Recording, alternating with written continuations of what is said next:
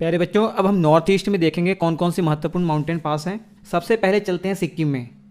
इसमें Nathula mountain pass, Jelepla mountain pass और डोंकिया mountain pass. Nathula और जेलेपला महत्वपूर्ण हैं। नाथुला माउंटेन पास की बात करें, ये सिक्किम को तिब्बत से जोड़ने का काम करता है। कई बार आपने न्यूज़ में इंडिया और चाइना के सैनिकों को आपस में भिड़ते हुए देखा होगा इस माउंटेन पास के आसपास। हमारे भारत के नागरिकों को यहाँ जाना अलाउड नहीं है। अगर उनको यहाँ जाना है तो इंडियन आर्मी से परमिशन लेकर तभी वो जा सकते हैं। जैसे शिपकिला दर्रे की हमने बात की थी, उसी प्रकार यहाँ भी नागरिकों पर प्रतिबंध लगाया गया है। भारत और चाइना के बीच में ट्रेड इस रूट से होता है। इसके बाद जेलेपला माउंटेन पास, ये भी सिक्किम को तिब्बत से जोड़ने का काम करता है। इंडिया चाइना वॉर जो 1962 में हुआ था, उससे पहले इस पास का इस्तेमाल इंडिया और चाइना के बीच में ट्रेडिंग के लिए यूज़ किया जाता था। लेकिन इस युद्ध के बाद अब इस माउंटेन पास से कोई भी ट्रेडिंग नहीं होती है इंडिया और चाइना के बीच में। इसके बाद डोंकिया पास, जिसे डोंखा लाप पास भी कहते हैं, नाम ही याद रखिए आप, सिक्किम में है। प्यारे बच्चों, अब चलते हैं अरुणाचल प्रदेश में। अरुणाचल प्रदेश के अंदर आपको कौन कौन से माउंटेन पास याद रखने हैं? Bomdila mountain pass, Yangyap mountain pass, Dihang mountain pass, Diphu mountain pass. इस दीफू माउंटेन पास को डीफर माउंटेन पास भी कहा जाता है। उसके बाद पैनसाउंग माउंटेन पास और कुमजुआंग माउंटेन पास और चणकन माउंटेन पास।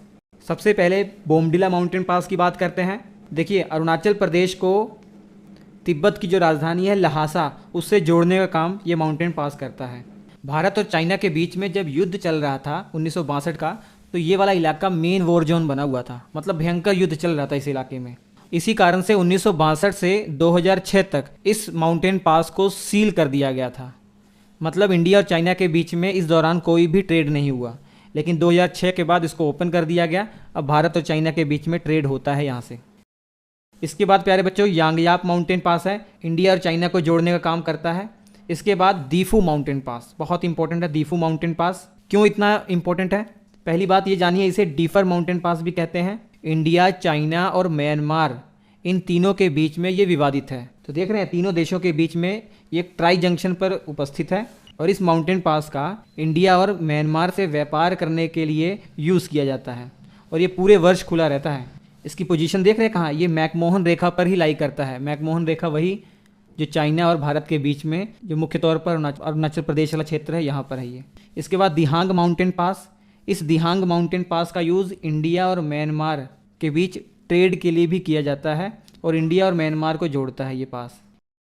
इसके बाद पांगसाउंग माउंटेन पास, ये अरुणाचल प्रदेश को म्यांमार से जोड़ने का काम करता है। इंडिया और म्यांमार के बीच में एक पर्वत श्रेणी है, जिस पर्वत श्रेणी को पटकाई पर्वत श्रेणी कहते हैं, पटकाई की पहाड़ियाँ कहते हैं। हालांकि ये हिमालयन माउंटेन का ही हिस्सा है।